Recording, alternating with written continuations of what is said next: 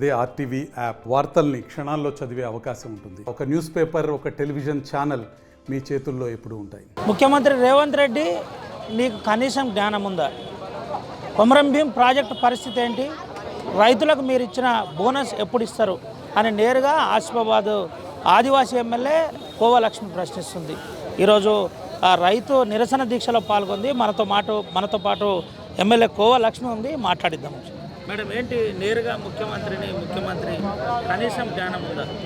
అవును, ఇప్పుడు కాంగ్రెస్ పార్టీ ప్రభుత్వానికి రావడానికి కోసం వందల హామీలు ఇచ్చారు గ్రామాలలో. కానీ వాళ్ళు మేనిఫెస్టోలో పెట్టిన హామీలు ఇవాళ రైతు బంధు 15,000 రూపాయలు ఇస్తామన్నారు ఎకరానికి. ఏదైతే రైతు రుణమాఫీ 2 లక్షలు ఇస్తామన్నారు. ఏదైతే రైతులు పండించిన వంటి పంటకి ఏదైతే క్వింటాలకి బోనస్ 500 చొప్పున ఇస్తామన్నారు. ఎక్కడ ఇస్తున్నారు? ఇవాళ రైతులకు హామీ ఇచ్చేసి ఇవాళ ఇప్పటి వరకు కూడా మరి 100 రోజులు మేము కాంగ్రెస్ పార్టీ ప్రభుత్వం ఏర్పాటైతే మేము 100 రోజులకే 6 గ్యారంటీలు కూడా హామీలు కూడా ఇస్తామన్నారు. 100 రోజులు దాటిపోయిన తర్వాత ఎంపీ ఎలక్షన్స్ వచ్చాయి. ఇప్పటి వరకు మరి ఏ హామీలు నిలబెట్టారు? రైతులకు రుణమాఫీ ఇచ్చారా? అడుగుతున్నాం. రైతులకు ఇవాళ బోనస్ ఇచ్చారా? అడుగుతున్నాం. రైతులకు ఇవాళ ఎకరానికి 15,000 రూపాయలు ఇస్తామన్నారు. అవి ఇచ్చారా? మేము అడుగుతున్నాం.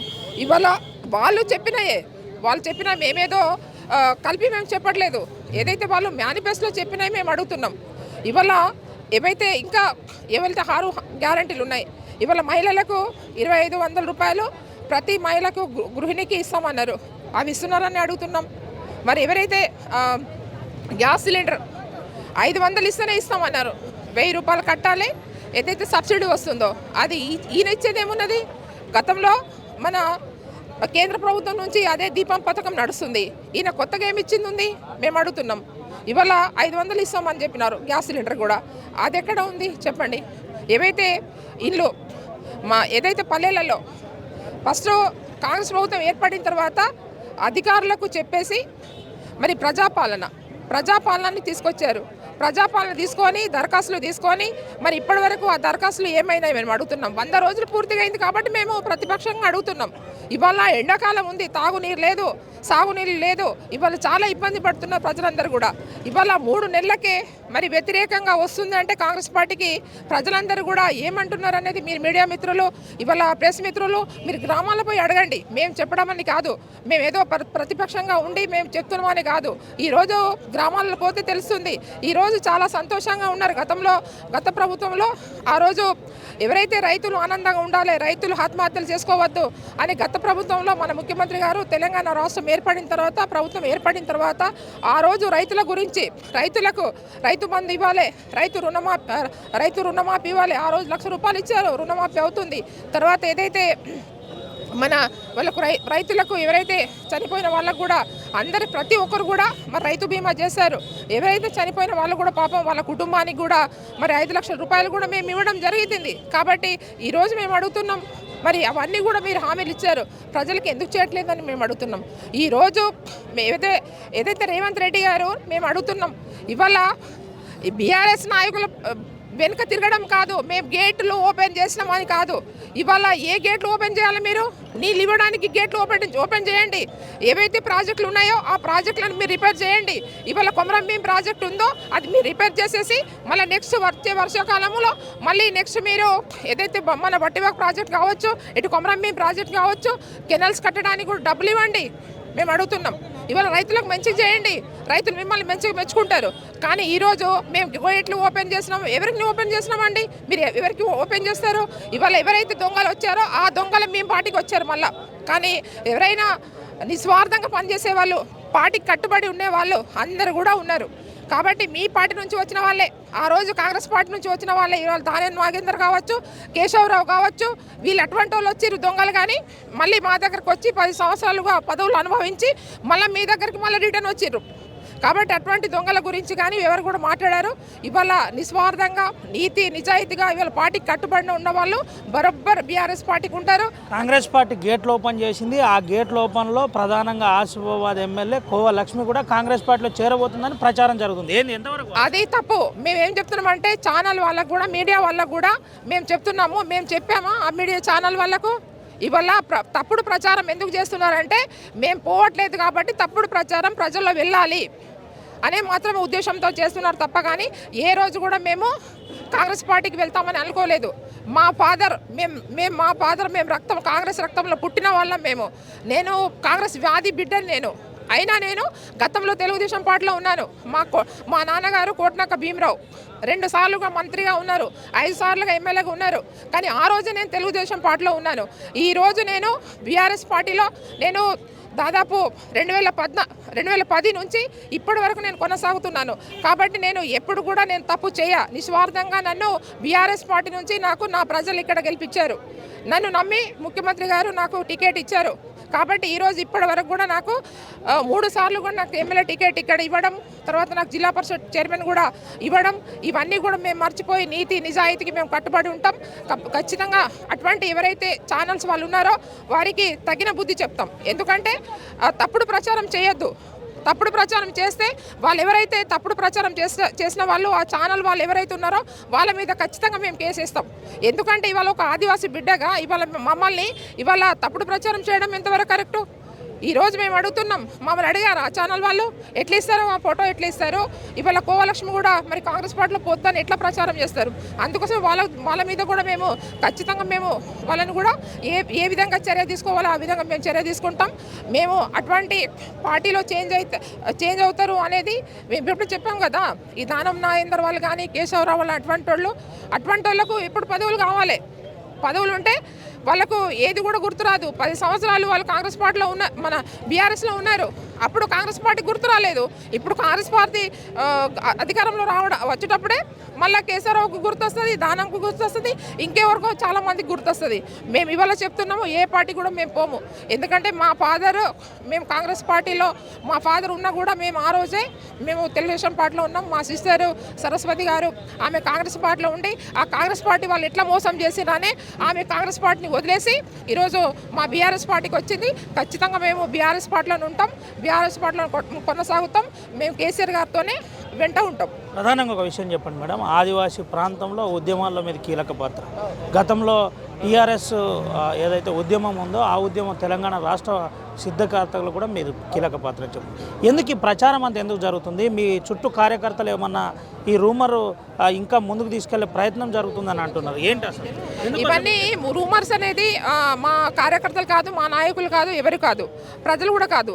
ఈ రూమర్స్ అంతా పుట్టించేది కాంగ్రెస్ వాళ్ళే. కాంగ్రెస్ ప్రభుత్వంలో మరి ఎవరైతే బీఆర్ఎస్ ఎమ్మెల్యేలు ఉన్నారో వాళ్ళకి టార్గెట్ చేయడము, ఇబ్బంది పెట్టడము, పనుల విషయంలో కావచ్చు, అభివృద్ధి విషయంలో కావచ్చు, మమ్మల్ని ఇబ్బంది పెడితే వీళ్ళు బీఆర్ఎస్ పార్టీ ఎమ్మెల్యేస్ అందరూ కూడా కాంగ్రెస్ పార్టీకి వస్తారనేది వాళ్ళు చేస్తున్నారు. కానీ మేము అటువంటికి లొంగం. మేము బరోబ్బర్ మా హక్కు, మా ఎమ్మెల్యేగా ఇక్కడ నన్ను గెలిపించారు ప్రజలు, మా హక్కు. మేమంతా కూడా అభివృద్ధిలో కావచ్చు అన్నింటిలో కూడా మేము ప్రభుత్వం తరఫున మేము పోరాడతాం. ఇంకోటి ఏమంటే వాళ్ళు చేస్తుంది ఏమంటే ఎంపీ ఎలక్షన్స్ ఉన్నాయి కాబట్టి ఆ రూమర్స్ పుట్టిస్తున్నారు, వేరేది ఏమి కాదు. మేము ఎవరికి మా కార్యకర్తలు ఇంతమంది కార్యకర్తలు ఉన్నారు, ఎవరినైనా అడగండి, ఏ కార్యకర్త కూడా పార్టీ వదిలేసి పోయే సిద్ధంగా లేరు. చిన్న కార్యకర్త కూడా నేను చెప్తున్నా, చిన్న కార్యకర్తగా లేరు. ఎందుకంటే ఇవాళ కోవలక్ష్మికి ఇవాళ భారీ మెజార్టీతోని ప్రజలు కారు గుర్తు కోటేసి గెలిపించారు.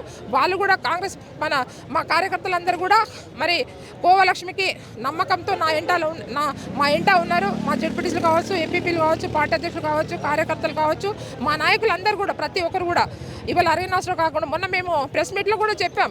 అందరు కూడా మేము కూర్చొని ఇంత మేము చెప్పాక కూడా ఇదంతా రూమర్స్ ఎందుకు పుట్టిస్తున్నారంటే ఇక్కడ మళ్ళా కాంగ్రెస్ పార్టీకి వెళ్తుంది అనే కోవలక్ష్మి అంటే ఇక్కడ ప్రజలందరూ కూడా మరి ఎంపీ ఎలక్షన్ ఉన్నాయి కాబట్టి మన కాంగ్రెస్ పార్టీకి ఇప్పటికే సీతక్క మీతో మాట్లాడింది, పార్టీలోకి ఆహ్వానిస్తుంది. ఆదివాసీ కాబట్టి ఈక్వేషన్ తప్పు. అది సీతక్క ఎప్పుడు కూడా నాతో మాట్లాడలేదు, నేను సీతక్కతో కూడా ఎప్పుడు మాట్లాడలేదు. వాస్తవంగా ఈ పార్టీ విషయాలు మేము ఎప్పుడు కూడా మాట్లాడలేదు. ఏదైతే మేము మీటింగ్లో పోయినప్పుడు మేము అభివృద్ధి విషయంలో కానీ మా నియోజకవర్గంలో ఆమెకు మా ఉమ్మడి ఆదిలాబాద్ జిల్లాలో ఏదైతే మీటింగ్లకు ఆమె వచ్చినప్పుడు అధికార మీటింగ్లో ఆమెకు మా నియోజకవర్గ సమస్యలు మేము చెప్పినాం తప్ప కానీ ఇప్పటివరకు ఆమెతో మాట్లాడింది సందర్భం ఏమీ లేదు. కోవలక్ష్మి మేడంను ఇప్పటికే ఎమ్మెల్యేగా ఉంది, పైలట్ లాంటి బంద్ చేసేసిండ్రు, పైలట్ లేకుండా సెక్యూరిటీ ఇవ్వకుండా ఒక రకంగా ఇబ్బంది పెట్టే ప్రయత్నం జరుగుతుంది అంటున్నాను, నిజమేనా?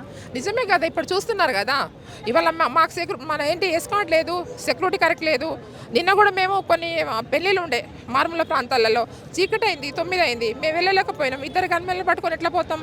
ఇవాళ సెక్యూరిటీ ఇప్పుడంటే మన ఎలక్షన్ ఉంది, ఎలక్షన్ కోడ్ ఉంది, కానీ దాదాపు నేను ఎమ్మెల్యే అయిన తర్వాత నుంచి నాకు ఎస్కాట్ బంద్ చేశారు. అంటే ఒక ఆదివాసీ మహిళగా ఇవాళ ఎస్కాట్ బంద్ చేయడం ఏంది? ఎవరి ప్రోటోకాల్ వాళ్ళకే. ఇవాళ కాంగ్రెస్ పార్టీ వాళ్ళు ఎమ్మెల్యేలు కానీ మేము ఎమ్మెల్యేలు కాదా? మమ్మల్ని ప్రజలు గెలిపించలేదా? అంటే వాళ్ళకు ఒక కక్ష, ఈర్ష, వీళ్ళని ఇబ్బంది పెడితే మా కాంగ్రెస్ ప్రభుత్వంలో వస్తారని. ఎట్టి పరిస్థితుల్లో అది జరగదు. ఏంటి మేడం ఫైనల్గా ఏం చెప్పబోతున్నారు?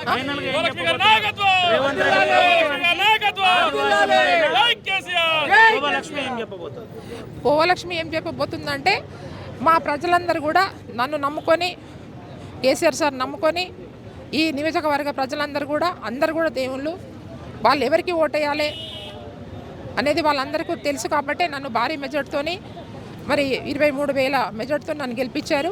కాబట్టి నేను ప్రజలతోనే ఉంటాను. ప్రజలు నన్ను నమ్మకంతో గెలిపించారు. నా పార్టీ కేసీఆర్ గారితో, కేటీఆర్ గారితోనే నేను ఉంటాను. పార్లమెంట్ ఎలక్షన్స్ ఉన్నాయి కాబట్టి వాళ్ళు తప్పుడు ప్రచారం చేస్తున్నారు అనేది నేను చెప్పదలుచుకున్నాను. ఈ కాంగ్రెస్ పార్టీ వాళ్ళకు మేము ప్రతిపక్షంలో మేము ఉంటాం, బీఆర్ఎస్ పార్టీలోనే ఉంటాం, బీఆర్ఎస్ పార్టీ ఎమ్మెల్యేగా ఉంటాం. 5 సంవత్సరాలుగా మేము ప్రజల సమస్యల మీద, ఈ ప్రభుత్వాన్ని వాళ్ళు చేసిన వంటి ప్రజా వ్యతిరేకంగా కార్యక్రమాలని మేము ఎండగడతాం. ఖచ్చితంగా మేము ప్రజల పక్షాన ఉండి పోరాడతాం. చివరిగా మీతో అదే అడగబోతున్నాను, ఈ ప్రాంతంలో ఉన్న ఆదివాసీ ప్రజల గురించి కోవలక్ష్మి సమస్యలపై ఏ విధంగా ఉద్యమం చేయబోతున్నారు? తప్పకుండా ఇప్పుడు ఎట్లా చేస్తున్నామో అట్లా చేస్తాం. మా హక్కులు మాకు ఇవ్వాలి. మా ప్రాంత ప్రజల కోసం ఇవాళ అభివృద్ధిలో మా ఏవైతే ఇక్కడ ప్రాబ్లమ్స్ ఉన్నాయో అవన్నీ కూడా మేము ప్రభుత్వానికి చెప్తే వాళ్ళు ఖచ్చితంగా చేయాలి. ఇప్పుడు ముఖ్యమంత్రి రేవంత్ రెడ్డి అయితే అందరికీ ముఖ్యమంత్రియా, లేకుంటే కాంగ్రెస్ పార్టీ వాళ్ళకి ముఖ్యమంత్రియా? ఒక మినిస్టర్గా ఇక్కడ సీతక్క గారు ఉన్నారు, ఆమె అందరికీ మంత్రినా, లేకుంటే ఒక కాంగ్రెస్ పార్టీకి మంత్రినా? ఇవాళ ప్రభుత్వం నుంచి ఏవైతే అభివృద్ధి ఇక్కడ ఏవైతే బ్రిడ్జ్లు కావచ్చు, ఇవాళ రోడ్స్ కావచ్చు, ఇవాళ ప్రాజెక్టులు కావచ్చు, ఇవాళ రైతు సమస్య కావచ్చు, ఇవాళ విద్యార్థుల సమస్యలు కావచ్చు, ఇవాళ ఏ సమస్య ఉన్నా కూడా, రైతుల సమస్య కావచ్చు, ప్రజల సమస్య కావచ్చు, ఏ సమస్య ఉన్నా కూడా ఖచ్చితంగా మేము మన ప్రభుత్వ దృష్టికి తీసుకుపోతాం. వాళ్ళు ఖచ్చితంగా చేయవలసిందే. చేయకపోతే వాళ్ళ ప్రభుత్వమే మైనస్ అవుతుంది, అంతే కదా.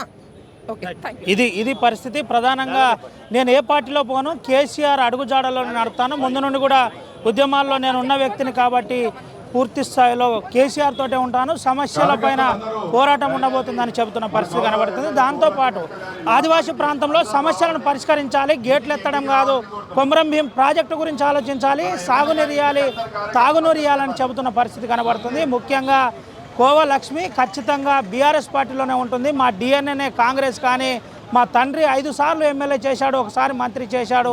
అయినా నేను గతంలో టీడీపీలో ఉన్నాను, ఇప్పుడు బీఆర్ఎస్ పార్టీలో ఉన్నాను, బీఆర్ఎస్ పార్టీలోనే ఉంటాను, కేసీఆర్ అడుగుజాడలోనే నడతానని నేరుగా ఆర్టీవీ ఎక్స్క్లూజివ్ ఇంటర్వ్యూలో ఎమ్మెల్యే కోవలక్ష్మి చెప్పిన పరిస్థితి కనబడింది. కెమెరా పర్సన్ సుమంతో రవినాయక్, ఆర్టీవీ, ఆదిలాబాద్ నుండి. మరిన్ని వీడియోస్ కోసం ఛానల్ ని సబ్స్క్రైబ్ చేయండి, లేటెస్ట్ అప్డేట్స్ కోసం వాట్సాప్ ఛానల్ ని ఫాలో చేయండి, అండ్ లింక్ డిస్క్రిప్షన్ లో ఉంది.